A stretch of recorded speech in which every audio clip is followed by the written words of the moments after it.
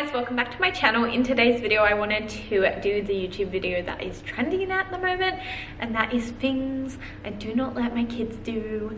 I actually only have one child, but you get the gist. So just a disclaimer, this is just what we do in our household or what we don't do in our household. There is nothing against you or there is no judgment. It's just how I prefer to parent. And yeah, with all that said, let's get into the video. Give it a thumbs up if you enjoy it, click that subscribe button, and let's get into it. So I just wanted to start off by saying that I do tend to lean towards a Montessori, gentle parenting method in how I guide or discipline my child.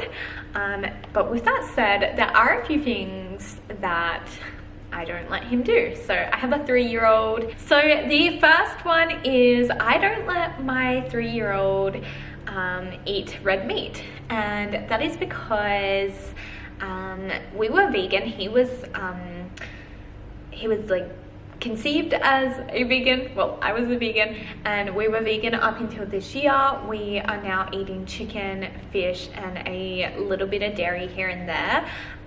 However, I don't feel comfortable eating red meat, and I feel like as his guide, I'm just gonna guide him to make his own choices as he gets older. But for now, he is not eating red meat because we don't eat it at home. I have had this discussion with a few people though, like I mentioned before, when he does get older and is able to make his own conscious decisions, then all for it. It's his body. I'm just here to guide him. I'm not here to control him. Okay, following on with eating, I don't let my child or kid eat in the lounge room or the bedrooms. We have a lot of white linen furniture, a lot of creams and neutral colors, and I don't want to deal with it. I don't want to have to clean up smoothie off my rug, because that's happened in the past. So we just strictly eat at the bench. Okay, the next one is I don't let my child misbehave without having some form of discipline. And when I say discipline, I don't mean like yelling or smacking. Discipline is just like a way to I guess take accountability and guide your child. So for example, we like to sit down and talk to Theodore and really use techniques and repetition. So for example, right now we're really working on getting him to listen. So we'll repeat the word, and if it's a tantrum, then we'll take him out of the situation and let him cool down and just explain to him that like, hey, that wasn't okay, it's not really appropriate. And I'm a really big advocate for guiding them and encouraging positivity. But again, like if he does something really, really naughty, then I'll take him out of the situation and explain, hey, we don't do that. It's not acceptable behavior, and there are consequences. Okay, so this one is very hit and miss, but I do not let my kid make mess without tidying it up. He's more than capable to clean up his own mess.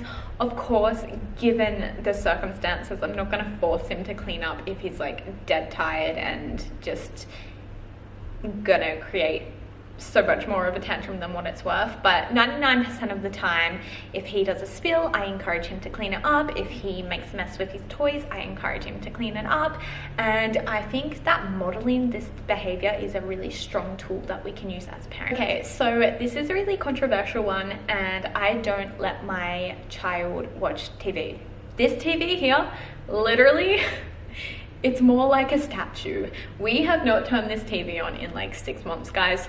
I used to use it for my photography clients, but even now I've switched to my different model. So we don't watch TV, we don't have a Netflix account. He does occasionally go on my phone and watch YouTube for Kids in the mornings if I just like want a little bit of a sleep in, but we don't have the TV running all day. And if he does watch any like screen time, then it is heavily monitored, and we do try to keep it to a very limited amount. In saying that, like I try my hardest to encourage him to use his imagination and use toys and force us to get out of the house and all that. But again, if we have a sick day, then it's only a guide, it's not strictly enforced. Okay, so I do not let my child make me do everything for him. For example, like pick up after him, get stuff for him. I really encourage him to do it himself. Again, this is going off the Montessori way of parenting. He has like a lot of his own accessible things. For example, we have a drawer in our kitchen that he has his cups, his plates, his forks, and any stuff he uses for eating. And I encourage him to get like his own drinks and his own snacks. He's got his snack drawer. I encourage him to put his clothes away and just to be very self-sufficient. Again, if there's something that he needs help with, of course I'm going to help him with, but if he can do it himself and is more capable, and then I definitely encourage him to do that. It's a really big one for me, and I don't force my child to do anything that he's not comfortable with. Boundaries is a really big thing in our house, and I've been really trying to enforce the word stop. So stop is a very serious word in our household, and we don't use that when we're mucking around unless we really mean it.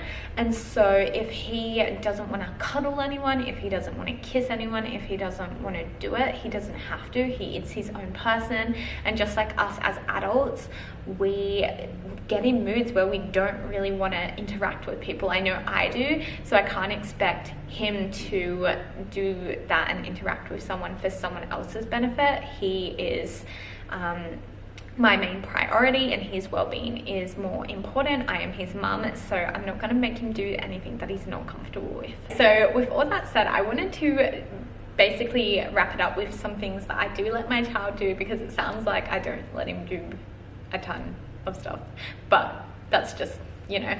So I do let him be independent, and I encourage him to be courageous and explore and be very questionable and critical. Encourage him to help me out around the house and to get involved with anything that we're doing, whether that be cooking or gardening or cleaning. I really encourage him to do that stuff. I encourage him to express his emotions and to feel validated. This is something that is really, really big for me, and I try to really explain his emotions and help him through any overwhelming feelings. We talk through any tantrums. Obviously, if he needs a bit of space, I'll give him the space, but I will always be there for him. I encourage him to explore with guidance and to expand his curiosity. Don't restrict his personality. I feel like he's a very outgoing, loud little boy, and I encourage that. I don't want him to feel suppressed or feel like he can't verbalize his feelings or be his truthful self. I feel like that comes down to my own issues. As I grew up, I felt like I had to really suppress myself, and it's taken me a long time as an adult to come out of my shell, and I really want to explore that with him and encourage him to be his true, authentic, spiritual being. Lastly, we try to have a yes household. I have been very intentional with what I bring into my household, and I try to say yes to most things. Obviously there will be things where you have to say no, but I would rather be like a positive, happy household than like constantly nagging because you can't touch this or you can't do that or you can't have this ice cream. I either hide it or put it away, and yeah. Of course, there's always boundaries at the end of the day, but we do try to have a yes household. So yeah, I hope you enjoyed that little insight of how I parent and what I don't let my kids do, what I do let my kids do. If you did enjoy this video, give it a thumbs up, click that subscribe button, and I will see you in the next one. Bye guys.